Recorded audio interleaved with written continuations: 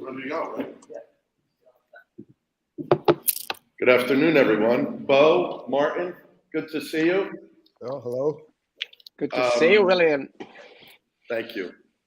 My name is Bill Pasquale III. I'm a partner of Princeton Public Affairs Group. We're legal regulatory advisors in the gaming industry. I'm really pleased to be here today. I'm glad it's standing room only, hanging from the rafters. Those of you who are in attendance in person, particularly the DG is in the house with Anthony Stranger. Anthony, good to see you as always. Thank you for staying for the final panel. I appreciate it. We were convincing about New Jersey politics a bit. I want to thank Ben Fox and Ari Fox for always doing a wonderful job in preparing for this. This issue, which the two gentlemen behind me on the screen are massive experts on, is an important issue, not just because I believe so, but because I think the three of us agree together that it's the only way that we can create a more sustainable gaming industry, not only in New Jersey and in America, but across the globe. We are truly in a global vertical. Gaming is a global channel and experience. Responsible gaming is not something I thought I'd really be involved in, being steeped in helping bring sports betting throughout the US and iGaming and fixed odds horse racing and exchange wagering and horse racing and other verticals. But the good news is we have a lot of folks that are streaming in, several observers, and I thank you for joining us today. New Jersey is not only a leader, and I'm going to take a little bit of a different direction than our prior keynote, because I think government can and often is effective. It always gets a black eye because it oftentimes can be tough and create regulatory barriers and hurdles that people don't quite understand up front. What New Jersey has accomplished, and I know this is a national forum, but it's important to recognize since we're in Atlantic City, the second jurisdiction in America to have casinos after a failed ballot referendum in the mid-70s, and then in 1978 coming across with the old Resorts International property, then the Atlantic Club being the first casino in Atlantic City. New Jersey hasn't only been a leader in bringing sports betting to America outside of Nevada and perhaps Delaware with parlays, and in iGaming, and in fixed odds horse racing, and in exchange wagering and horse racing, and more recently in esports. But it's also recognized as the toughest regulatory regime in the world. I was at ICE with Mr. Lichka earlier this year, the International Casino Expo in London. Director David Reebok, who works with Mr. Stranger, the director of the New Jersey Division of Gaming Enforcement, the New Jersey DGE, was in the audience with me as a gentleman from Martin's company, Entain, chairman of the board, was talking about regulation and regulatory regimes and said, and Barry Gibson's a great guy, very smart, a wonderful chairman for the largest publicly traded company in the iGaming space in the world. He said that Nevada was the gold standard. And Dave Reebok looked across and didn't really feel all that warm and fuzzy about the comment, but only like Dave can do, and most in the DG, they're nimble. They can respond to anything. He walked up to Barry Gibson afterwards and said, "Barry, hi, I'm Dave Reebok, the director of the New Jersey Division of Gaming Enforcement. We're the platinum standard." and Barry's face dropped. It was a wonderful moment. They've since become collaborative friends working together. And that's the message today overall. The DGE is a trailblazer in all the verticals I just mentioned, but what they're also a trailblazer is what Martin and Bo and I are going to be talking at length. We can talk chrome off a trailer hitch on this subject.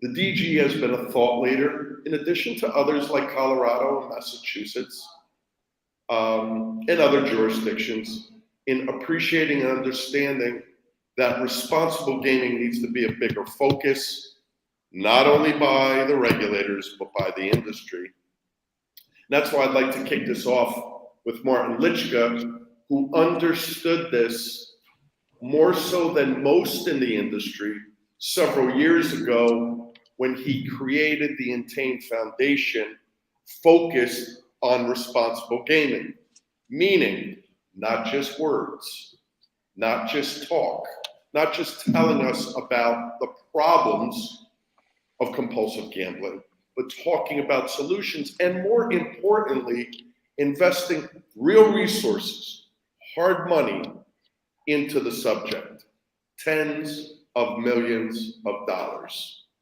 in various verticals, investing in companies like Bo's company, My Wager Score, investing in academic research with UNLV, Harvard Medical School, multi-year study on problem gambling, and Seton Hall Law School, where we created a boot camp to talk about integrity, regulation, compliance, responsible gaming.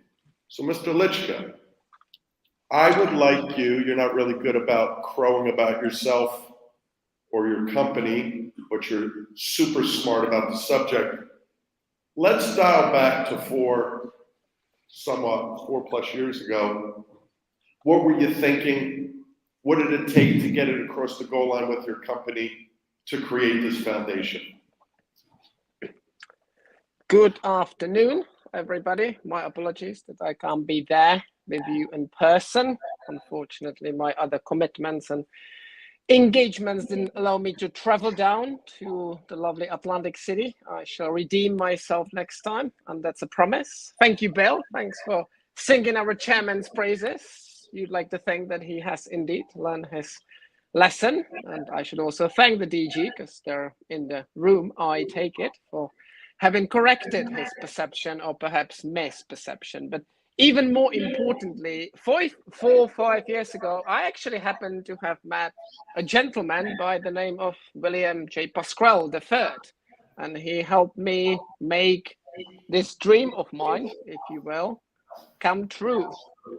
Because when it comes to responsible gambling in the US, on the one hand, you just can't grab the UK experience and foist it on this country. And we've only lived in, me and the family lived in this country only for 2 years. So I'm by no means an expert, but I'm trying to learn and I'm trying to do it quickly.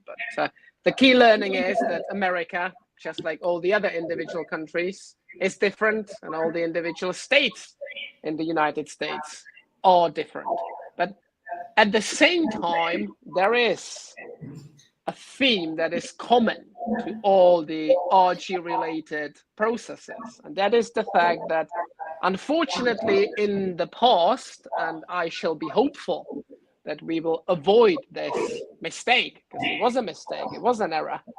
In the future, the industry did not necessarily react quickly enough. The industry wasn't nimble enough to address the issue. The UK is a very sad testament to that. At the same time, we've learned from our mistakes, and if you look at the UK these days, you may disagree with their policy approach, but the fact is that all the UK licensed operators have stepped up massively on the responsible gambling side of things. So that's what I meant when I said that they, as an industry, we have learned from that lesson. So that long story short, fast forwarding the 4 or 5 years, going through, and as Bill has very kindly done for me, thank you for that, Bill, the partnerships that we've struck and that we've launched and that we cherish so much. I believe that the US markets, because of course it's multitude of markets, still have a great opportunity to become sustainable much more quickly than any other jurisdiction, perhaps with the notable exception of Ontario, to put it controversially, right across the northern border. And sustainability is, in my book, the key feature, the key objective. We all need to, I wouldn't want to be preaching, but we need to be aspiring to, not only from the do the right thing perspective, and it also looks good from the investor perspective. Yes, and yes, but it will also pay off from the pure economic perspective, which hopefully will be a nice segue to what Bo might say and what about himself and his company. This makes perfect sense even from the pure economic perspective. All businesses are in it to make money, to sustain themselves, to pay for their great people, to evolve. That's all. If we were just, as we get occasionally accused by some, if we were just to milk the cash cow, let our patrons, let our customers burn out, they would be gone in 3 months and they become a liability for the health system. That wouldn't work from the economic perspective. So we do really want to make sure as an industry and its individual members that we look after our customers so that they stick to us, gamble responsibly, and while doing that, they will be generating revenue for the industry and they will be generating entertainment for themselves. So in a nutshell, that's my take on the current state of play of the US responsible gambling landscape. Thank you, Martin. You know, a couple of years ago, I made a comment on a panel across the river in New York City, and it created a little bit of controversy. I still believe in it today. It wasn't warmly received by organizations like this, where we're at. The brick and mortar casino industry, which I've been involved in for 29 plus, approaching 30 years, I know the way they treated problem gamblers. And we can't afford to do that in this growing, powerful iGaming world. They treated the problem gambler as a VIP customer.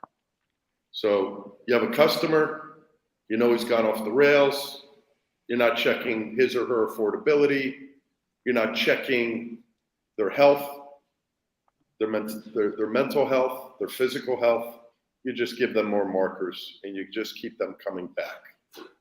You could get away with that, what I would say in the old days, in the brick and mortar casino industry, because other than maybe checking ID when they come on the casino floor, and then the player cards that came later, there's not a lot of focus back then, wasn't, on the customer and the customer's health, consumer protection.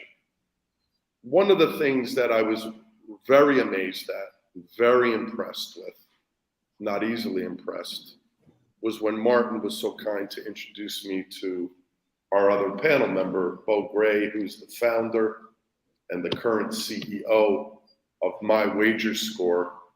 I think it's important for Bo to explain to you what his organization does, who he's partnered with, and where he's at today, because it's important to everyone in this room and everyone on the Zoom, regardless of where you are, a gamer, a developer, a player, an affiliate, a payment processor. Your future is dependent upon Martin Lichka and Bo Gray's success. Bo, would you please explain to us what My Wager Score is, where you've started and where you are today? Yeah, thanks for that, Bill, and thanks for having me. Everyone, thanks for taking the time to join this important discussion. I always like to lead off with a conversation of kind of what was the idea behind My Wager Score and why I started it. I've been in the gaming space for quite a while. I have 2 teenage boys. They're active in sports. They're socially betting with their friends, and I thought it was extremely important to create a technology and a platform that they could easily relate to. We know that they're not paying attention to responsible gambling messaging. They're not using responsible gambling tools. And so what we want to do is create a uniform score, much like a FICO score is used for credit, for gambling and wagering. So there you have the wager score. A wager score takes player data, it couples it with credit bureau data, and it gives consumers data-driven insights to make informed decisions. So we're not telling this younger generation what to do. We're showing them analytics. Hey, you're 4 for 28 this week. Maybe you should take a break. Or you're only winning, 36% of the time this month. You have to be at 52.4% to break even. So we're using consumer data, which is the wagering data, coupling that with affordability data from the credit bureaus. And we're able to intervene when we see players getting out of control. Are you starting to max out credit cards? Are you overextending your credit? Are you missing car payments, mortgage payments? So it's taken quite a while to where you're at, and this takes us to the second step. Is I'm pleased to announce that we're finally in production with Entain up in Canada. They were gracious enough and good enough to give us some of the player data back, so we can start really working toward the next level of product, where we're actually crossing consumer data, financial data with real-time wagering data, and intervene before consumers get out of control or start spending more or losing more than they should. And so it's not a complex idea, but what we want to do is make a uniform score that all operators can share data with, and ultimately we can intervene across all platforms if we see players getting out of control. And really, it's just for this next generation, I believe, our kids are going to see more gambling ads and serial ads by the time they turn 18 or 21. And so we want to give them a tool that needs to relate to, and that's where the wager score came into play. Thanks, Bo. Martin, you've been involved in many emerging industries. We know that the esports world outside of gambling has been massively successful globally. It's exciting. It's full of young, vibrant, tech-smart companies. Not all of them have embraced the opportunity to bring wager into the industry. We understand and respect that, and the three of us have been working to try to socialize that issue. And whether you're League of Legends or CSGO or Dota 2 or Call of Duty, what have you, this provides an opportunity, but it's only going to work when there's comfort. And before you can advocate for something, I'm a true believer, you have to educate. And so, Martin, could you talk about where you think the esports industry is, what your experience has been both professionally and personally with it, and what's the disconnect between esports and bringing wagering in on top of it? I'd be happy to oblige. It's probably fair to say that my personal experience with gaming would have been rather pitiful, because I was a gamer once, so I enjoyed playing a few games like 20 years ago. So it was well before we had kids. No time to do that these days, but I can guarantee you that even back then, any 18-year-old whiz kid, very likely from South Korea, would have his or her way with me in about 5 seconds in any of those games. So I should probably move on and stop talking about my own experience. Looking at the esports industry, I do agree that it's been phenomenally successful. It's clearly one of the traits of the world that we are living in, because a lot of folks love playing games, a lot of folks love watching those games. I have to admit that I did try and will probably stick to real life football and hockey, with all due respect, but I understand that folks have different tastes. From the gambling perspective, it might be fair to say that it's still, at least my jury's still out there as to whether betting on esports will ever be in position to trump the more traditional, or if you will, conservative market, referring back to football, hockey, of course, soccer in the rest of the world, tennis and other sports. Perhaps the generation of gamers need to mature even more, and then they may choose to gamble. But I suppose the opportunity is there. It's certainly worth looking into. It's worth exploring. And as you pointed out, Bill, it's got to be explored in a sustainable manner, in a sustainable fashion. So, Entain, at the risk of stating the obvious, and we do offer betting on esports across our brands. We would most certainly, or we do most certainly do apply the same responsible gambling and integrity, in this case, esports integrity protocols to these markets, because at the same time we seek, or at least try to do our best to reflect the applicable cultural idiosyncrasies. Of course, what immediately springs to mind is the fact that not in all games, but in some games, quite a few of the gamers happen to be underage. So that's something that needs to be reflected in the approach. So that long story short, I would suggest that the esports or the gaming industry and the gambling industry, if they do work hand in hand, can definitely help each other, not only when it comes to generating additional revenue. I suppose the stance of the major leagues going back to the traditional game of sports betting, is a testament to that. Originally opposed to it, they jumped on the bandwagon for a good reason, and the rest is history. And by history, I mean there's revenue being generated, it's attracted additional audience. So now it's a two-way traffic. That's what I'm trying to say. That may be an opportunity for the gaming or esports industry. And at the same time, I strongly believe that owing to what we've been through on the consumer protection side of things, as an industry, we've got a lot to offer to help the esports or the wider video gaming industry to make their protocols, consumer protection, but also player protection protocols even more robust. Thank you, Martin. There is a company that I do quite a bit of work with and represent called YOLO out of Estonia, headquartered in Tallinn, founded and run by the CEO, Tim Heath, out of Australia. Massively knowledgeable guy and a wonderful larger-than-life personality. Blessed to be associated with folks like Martin and Bo and Tim. It's one of the benefits of me being able to be a part of this industry. When I was with him last year at an event in Malta, we had dinner, and I started to talk to him about multiple esports companies that I was representing. And he said, Bill, I'm not interested right now. I think we're 5 to 10 years away from esports having a trajectory into the gambling industry.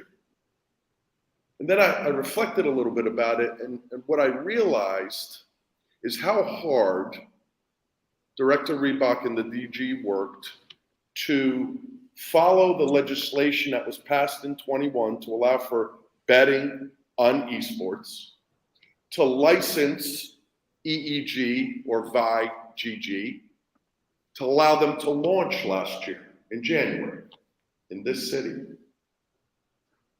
I happen to have great respect for Grant Johnson, the CEO. They've been a part of this CEC group for quite a while. Ari and Ben know him well. I say this hopefully to share the lesson that I learned for whatever value you may glean from it. They launched and a few short months later shut down. It was not successful. It was not successful having anything to do with the DGE, who really properly sorted out house rules, integrity, all the common regulatory concerns for any gaming vertical. I think there wasn't a realization about the massive amounts of capital you need to be successful at launching into the gaming industry. It's extraordinarily expensive. When you look back, and Bo and Martin have lots of firsthand experience with this. At the black market, it's far easier to continue the work in the dark web and in the black market in the gaming industry. You don't need a lot of lawyers. You don't really need compliance. Payment processing is secondhand. You don't need KYC or AML issues at all. You don't need licensing.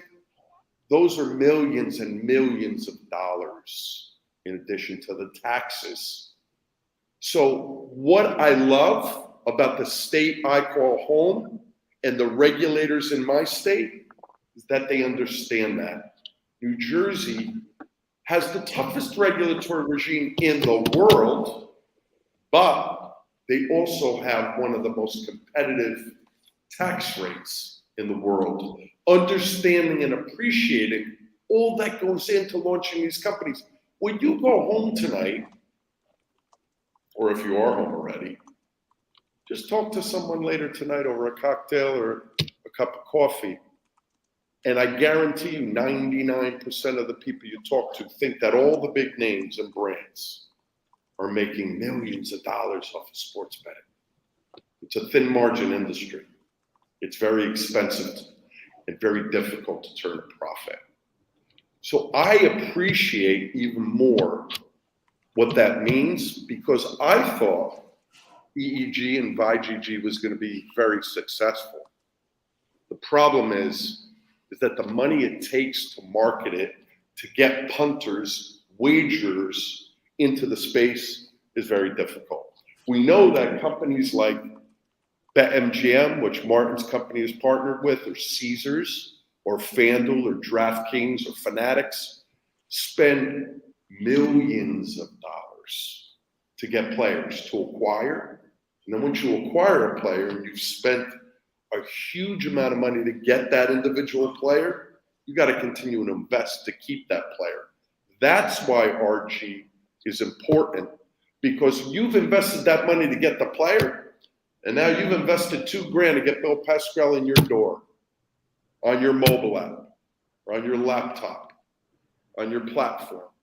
And now he starts to go off the rails. What Bo and Martin are doing every day for a long time is to try to help you recognize in advance the markers of harm that could contribute to you losing that player.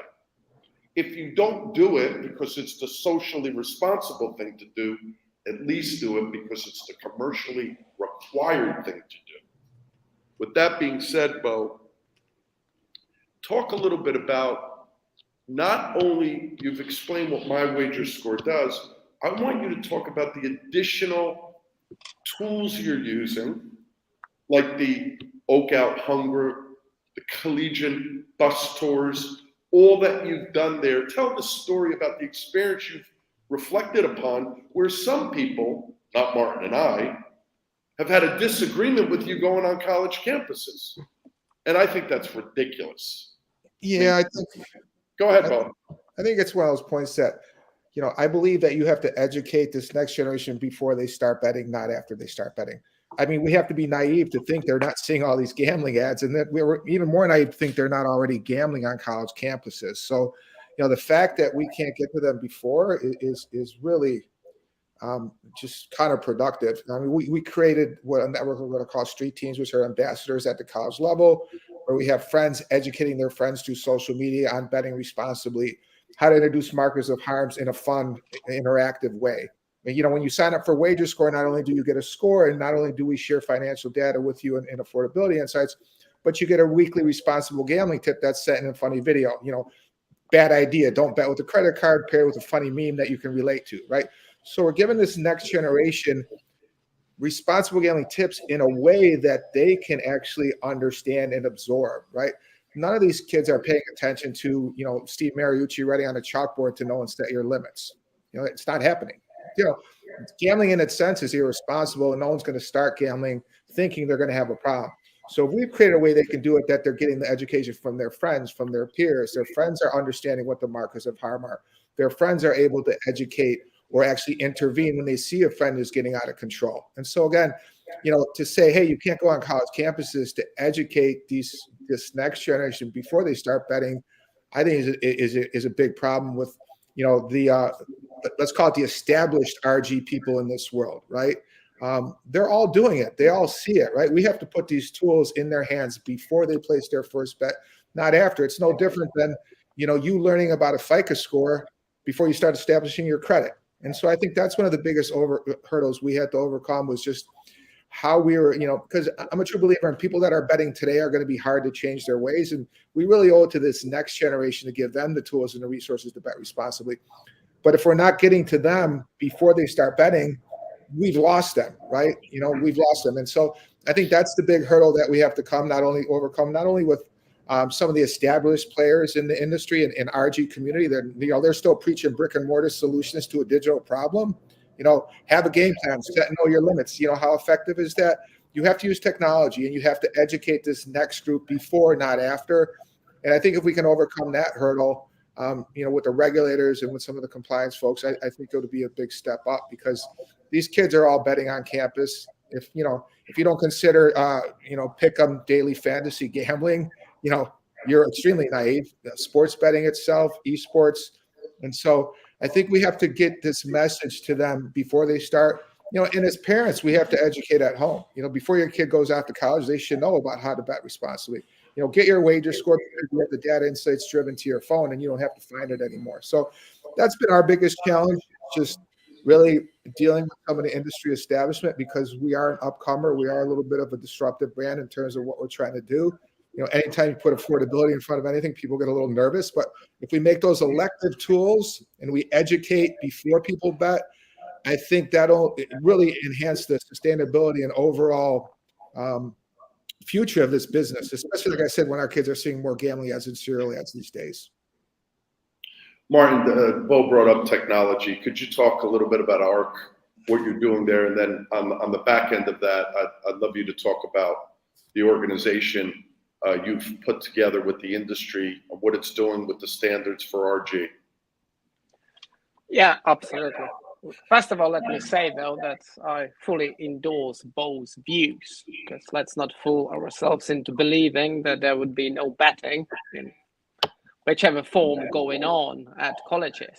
So the sooner, indeed, we can get in individual organizations as an industry and educate, not about where the college students can get the best bonuses, but how to protect themselves, the better, because then indeed they will become of age, they will have a legal right, if they choose to exercise it, to bet. And if they do not have that information at their fingertips, then unfortunately they might struggle.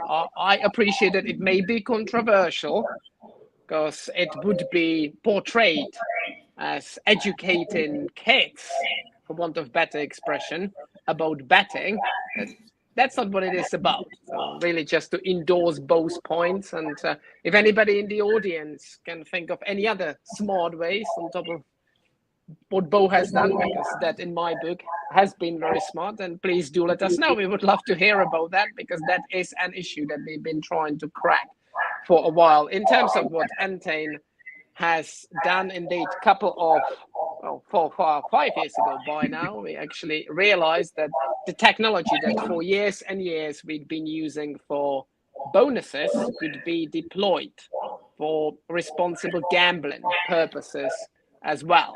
And the reason, or the rationale behind that, is the fact that we have realized that the most efficient way of addressing any issues related to gambling addiction is by means of trying to individualize both the prevention and ultimately, if required, the treatment, tailor it to the needs of the individual patron. Because quite frankly, and none of us on this panel are gambling addicts, but if God forbid we were to slip, then what might work for Bill might not work for Bo. What might work for Bo might not work for me, both in terms of detection of the potential issue and then the reaction to it by means of interaction or, again, if required, intervention. Hence the need to provide as individualized prevention tools and, if required, treatment and care as possible. So we have developed a set of so-called markers of protection. Both already alluded to them because he's also been kindly using them as part of his product that allow us to identify a potential problem. However, we would be letting everybody down if we stop there. We would be stopping short of resolving that issue. Okay, we've identified the problem. We would let the customer know, now you have a problem. No. That would not be good enough. So the second part of the program is what I've already alluded to as a reaction. So on the basis of the markers of protection, we've identified that there might be an issue, emphasis on the word might, because the reaction, the interaction with the patron could be as straightforward as giving them a call and ask them about the change in their behavior. And there might turn out to be a completely logical and plausible, by means acceptable answer to the challenge that we would give them.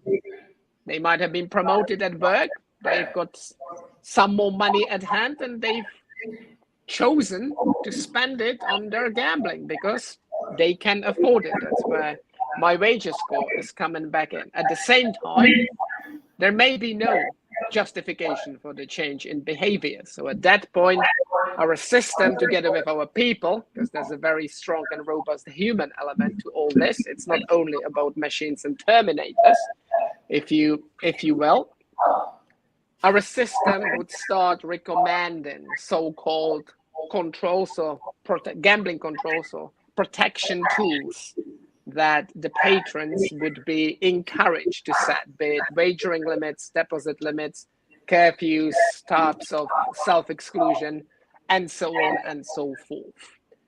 However, if that, and it's fair to say, and I'm delighted to be able to report that an extremely high percentage of our patrons, they either gamble responsibly, so they need continuous education and they need to have the option of setting those tools.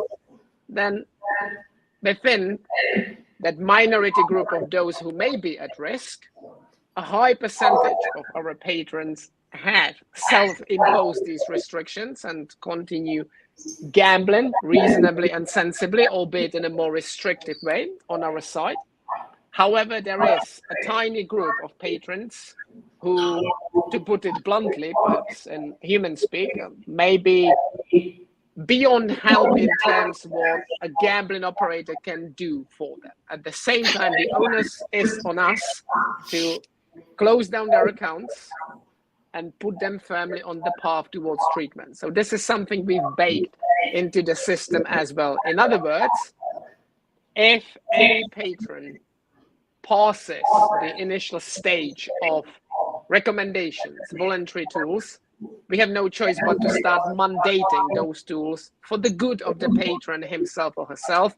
And as I've already said, the final stage is to shut that patron's account down and make sure that he gets the right treatment. And we would be hopeful, and there are promising signs of that, going back to Bill's point about the New Jersey regulation that has now been replicated in other states, that this approach, and it can be implemented in so many individual ways. I'm not trying to impose the Entain way on anybody, but in terms of the approach, it is now, there are signs that it is being both philosophically but also practically replicated across the industry.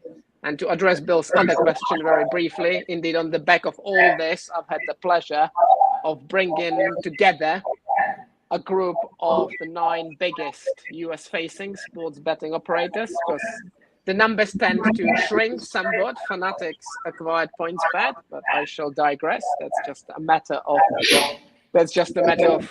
concentration within the industry. But those operators, we rallied them around the responsible gambling cause. We issued a set of responsible gambling principles last year, and it was gratifying to see that everybody subscribed to those principles, and the group is now going through a huge soul-searching exercise as to what it can do next along the lines that we've been discussing on this panel.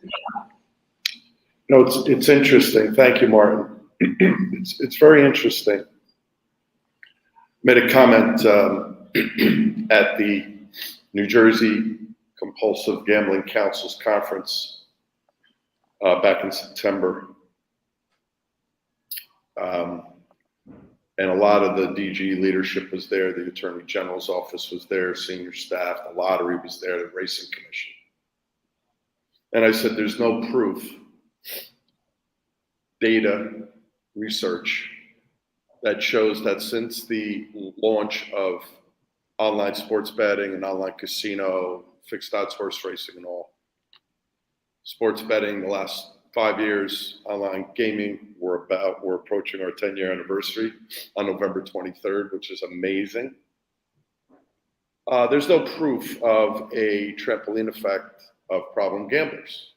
And boy, did the room go crazy, and I loved it because it created a debate.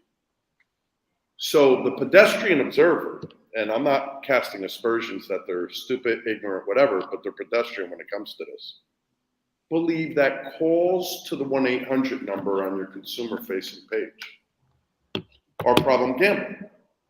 Do you know how many of those calls, upwards of 40%, are calls for cash out, technical issues, other payment processing and account issues, having nothing to do with gambling?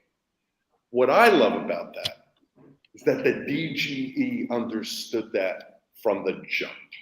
And many of the other regulators, I'm in the DG's house, so rightfully so, I'm going to talk about my homegrown experience.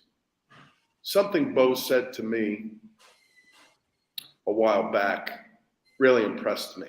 Bo has had an incredibly successful life. He's got a wonderful family.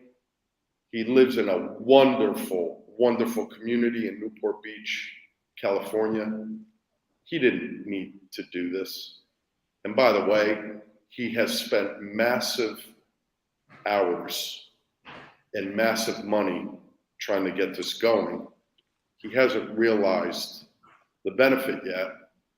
But he said to me, you know, Bill, at this stage of my life, I know this is going to be commercially successful, but more importantly, it's personally satisfying because I can help people from going off the rails if we could just accelerate this experience. And what I hearken back to, and I think Anthony Strange will appreciate this the most. I'm an Italian American from Paterson, New Jersey. My mom and dad, we always had Sunday dinner, always. Fortunately, they're up there, they're 87. We don't have it quite as much anymore. But at Sunday dinner when I was 12, 13, 14, my brothers are 4 years behind me, my dad would always pour us, not a full glass, not a half glass, just a little bit, maybe a quarter of a glass of wine to sip. We didn't really care for it. We hated it. I go back to that story because Bo has educated me and brought that story back into my mind. What he's talking about, I'm trying to give you a way to embrace it and understand it from a very street level experience. When I went to college and my brothers went a few years later, I wasn't going off the rails. I love to have a drink. I am not an alcoholic. I love to place a bet now and then. I'm not a problem gambler. But I realized that what my dad did for me, he was educating me. Because when you kind of taboo things from people, they tend to want it. I predict, by the way, and I've been involved like our prior keynote speaker in the cannabis industry, I believe it's going to become more and more ho-hum big deal. Now that we've legalized it and we're able to educate people more, it doesn't have the sort of mystique about it anymore. That's what Bo Gray's trying to do every day. Out of his own pocket, going onto college campuses with his street team educating people, not telling people go out and gamble, because Bo's not an operator, but telling young folks on college campuses, because we tend to only pay attention to the athletes.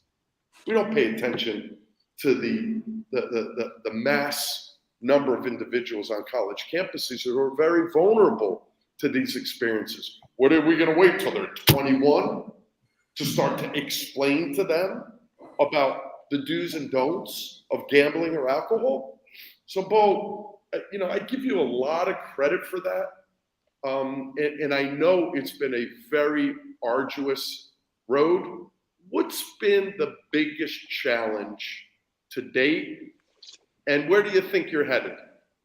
Yeah, well, I mean, the biggest challenge to date was getting that operator data back, which we laugh because me and Martin have been working on this, and Bill, this is a project that's taken over 2 years to kind of get to the point where we're at. And so I think that was the biggest hurdle, getting that data back from obviously players we're sending over to our partners, and then being able to analyze that data and couple that data back with real-time affordability data from some of the credit bureaus. So just getting all the data to start working together was our biggest hurdle. And I think now that we've accomplished that and we're into production and we're into our pilot with Entain, I think it'll help some of the other industry folks maybe say this does make sense, right? Because it goes back to what you said. We have to educate this next generation. I think when you talked about that conversation of, are we seeing statistics that gambling is being, or problem gambling is increasing? I think we're seeing some of those signs in the younger generations, 18 to 24. They're a little bit more likely than the older cohorts to show some problems right now. And so that's why my focus, again, has always been on this younger generation. My kids, my friends' kids, someone's got to do it for them. And so we really want to just make sure that, they can do this. But I think we've overcome our biggest hurdle, which was to get that player data back from an operator. So I'm extremely happy to have that conversation and have both you and Martin on this call now that we're in production. And I think it'll make it a lot easier to go back to regulators and go back to the other industry bigs and say, hey, this works, right? Because I'm a true believer that we'll never figure out someone's psyche, right? So you can analyze a player's behavior. You can look at addiction. It's very complex. It's never been solved. I'm also a believer that chasing is the root of problem gambling. And there's study after study after study that says, that chasing is one of the leading roots of problem gambling. And we all do it. It's normal. If you're up in a casino, you press because you want to win more. And if you're down money, you start chasing because you want to win it back. It's when you start spending money you don't have is the beginning of the end, right? Now, you've lost your paycheck for next week. So now you got to get back because you can't make a car payment, right? Well, now you've lost next week's because now, that hole and hole and hole gets bigger, right? And that's what our tools do. We identify that risk and we can intervene before that reckless chasing gets out of control.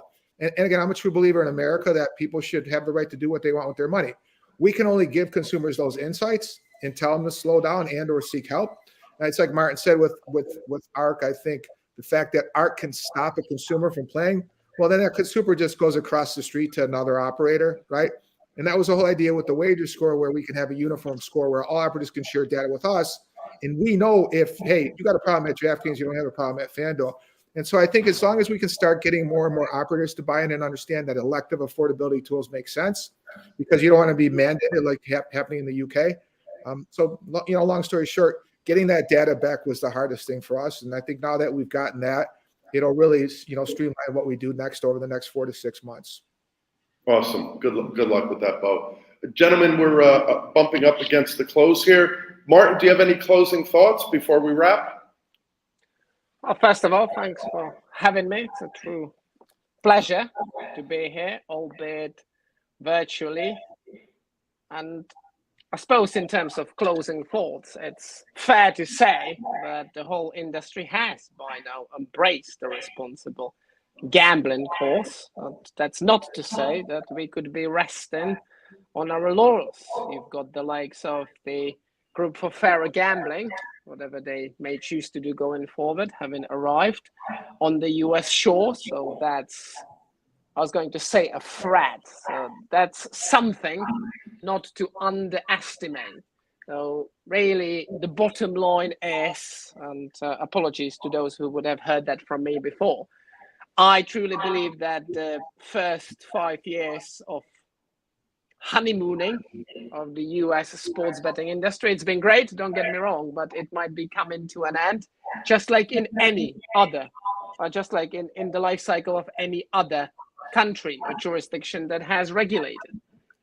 It's created a lot of hype. Operators have taken out licenses and deployed all the compliance protocols, but now the initial stage is over, which gives the likes of legislators, regulators, and for a good reason, more time to reflect upon where we could be going next. Of course, off topic, I should be hopeful that part of that path will lead us to regulation of iGaming in more states, but sticking to the responsible gambling side of things. Now with New Jersey, Colorado, Ohio, New York, Massachusetts stepping up on that particular regulatory front, we will have to, as an industry, be a firm part of it, not only to link it back to my initial message, react to regulatory changes, let alone be annoyed about them.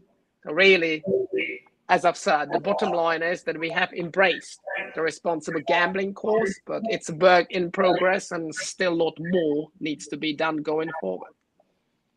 Bo, closing remarks? No, just thanks for having me. Remember, as a parent, education starts at home, and let's make sure this next generation does a little bit better than our generation. That's all I can say. Thank you, Bo. Ladies and gentlemen, I want to thank you for listening in on this. I want to personally thank Ben and Ari Fox, GameCon, and the Casino Esports Conference. Always a pleasure. They always put RG front and center. We thank you for that. They recognize it. Look forward to seeing you next year in sunny California for the next conference. I want to thank Mr. Stranger for being here, and look forward to seeing all of you. And hopefully we'll continue to create a more sustainable industry through a focus on responsible gaming. Have a great day. Thank you. Thank you. Thank you very much.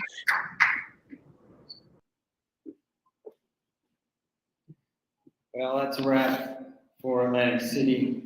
We'll see you in Palm Springs, California, March 19th or 21st. Rancho Mirage. Have a good night. Take care. Don't forget to vote.